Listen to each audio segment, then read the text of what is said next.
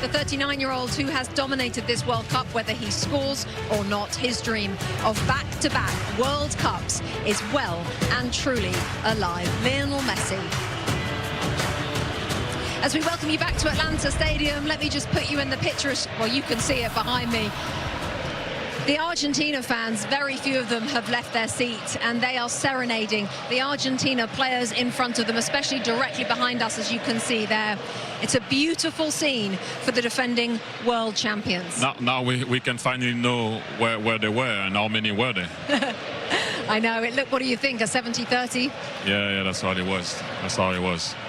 What a World Cup semi-final we have just witnessed. Let's show you the story from start to finish. Coming into this game, plenty of huge names. Lexi, Harry Kane for England, that man for Argentina. Start us off. Huge names, but not a whole lot of action, especially in the first half. So slim pickings. We take a look at this one here with Alvarez getting a shot off.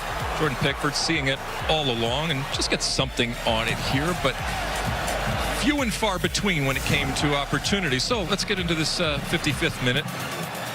And finally, the deadlock is broken. Watch this ball. My goodness, from Rodgers. Watch the way that he curls it right around the back of the defense. And I'll tell you what, Anthony Gordon, one, way to be onside, and two, on that second hop here, look, or the first hop here, look at this.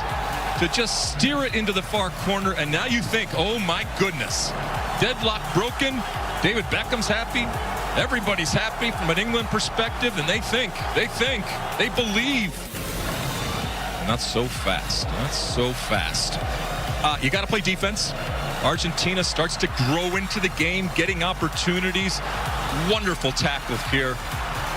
Spence, he just reads this perfectly. He has to be perfect in this moment, and he is. Gets to the ball, potentially saves a goal. Simeone on the ground, but they keep coming. But Lex, Lionel Messi started to play symphony. He went on the right, back on his left foot. That's all he did the whole end of the second half. Put the ball on the head of Nico Gonzalez, and Pickford came to the rescue. But that was the first note. Just the first note. As you can see here, Pickford, he has to save that. Still a good save. Still a good save. But the music was coming. Even more, louder. Now, you can see here the ball is asking for the ball. Leo, for this time, is inside. What a cross, by the way. And we all thought that the ball was in because we had the view from the other side, obviously, of where we are. I was like, oh, that's a goal. Bang, post. But as you said, Lex, earlier, and Zlatan also, they hit the post. They didn't care. Let's keep going. Let's keep going. And then the big man came on, and I will leave that one for Zlatan after because it's going to be, as we all know now, first and foremost, the goal of Enzo Fernandez. An assist for Leo Messi. Once again, attracting the ball on the right, putting the ball in the middle for Enzo Fernandez. Jude Bellingham wasn't far to block it, but he didn't block it. And also, we had a nice view because we could see it. As soon as the ball left his foot, I was like, wow, it's over. It's over. 1-1. Momentum. And then the moment when the beautiful moment happened. Good shot by McAllister, second post from him. First one with the header, second one with the right foot, and look at this one. I said yesterday, you're gonna see left foot of God, you got to see the right foot of God. What a cross, and look at that header. Good goal. But look at this celebration. Everybody goes to Messi, and not Martinez. Martinez goes also to Messi because they know who the man is, and they know who made the difference. And look how much it means for this guy. Beautiful, beautiful moment. Emotional. And by the way, Lionel Messi now has 8 goals and 4 assists at this World Cup, and he leads the Golden Boot race as Argentina will move into their 7th World Cup final. They have won 3 of the previous 6 as they have taken down. Look at this. Sent running. That's a good one, to be fair. That is a good. Oh my.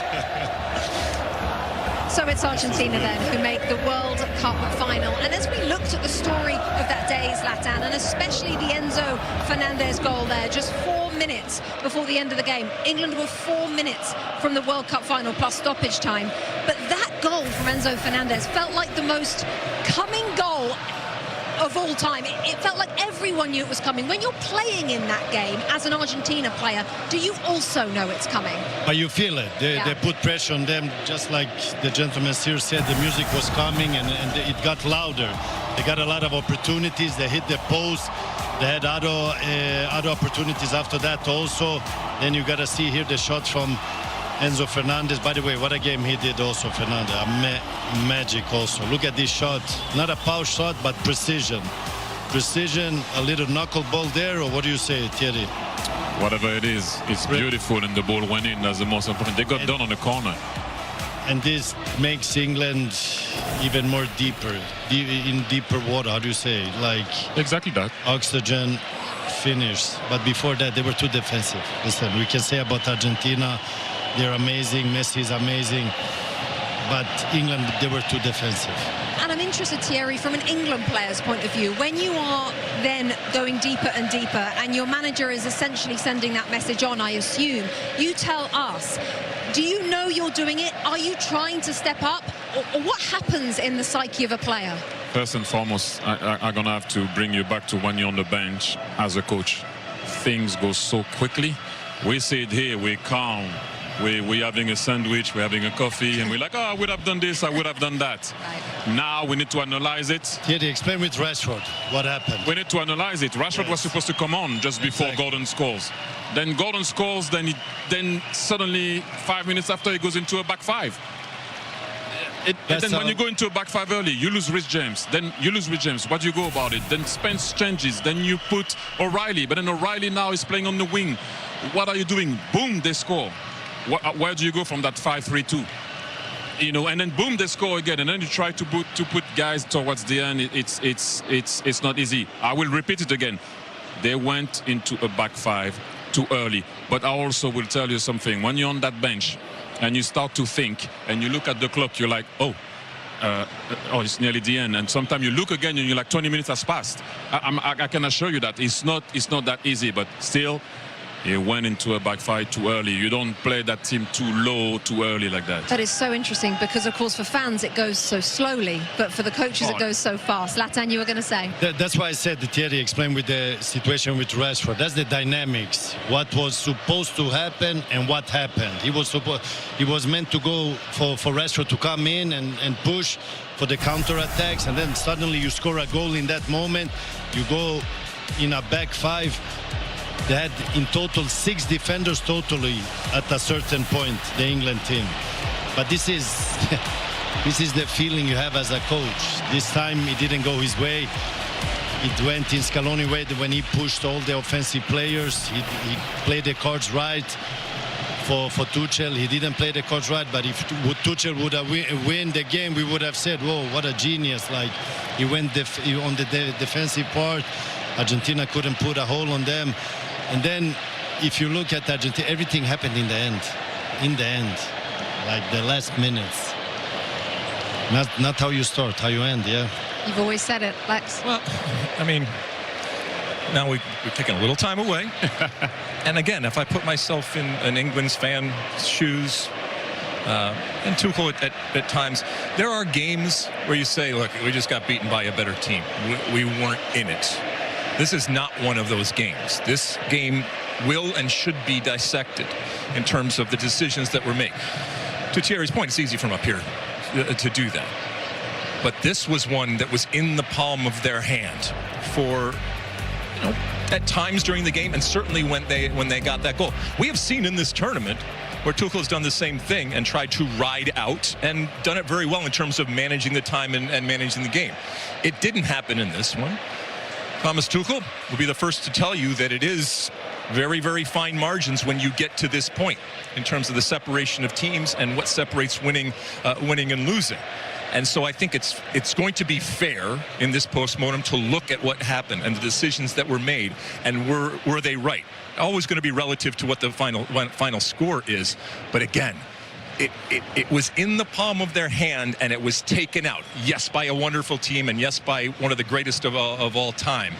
But you wonder, even this England team, Did they have the wherewithal on the bench, both in terms of the players and in terms of Thomas Tuchel, to see this out?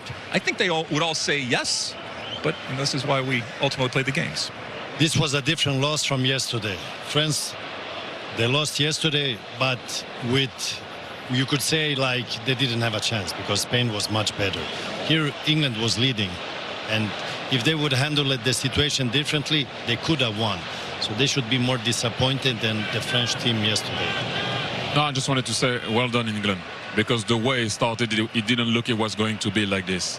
Bellingham was outstanding. Kane was outstanding. I mean, we can name those two because they were more the guys that scoring the goals. Gordon scored tonight, but I would say that, you know, it looks bright for you guys, and it will happen eventually. So well done in England, seriously, because it didn't look it was going to be that way. I didn't doubt it, but a lot of people were doubting it. You still didn't make the final, but carry on going. Okay, chaps, thank you. Lots more to come from the gentlemen, but for the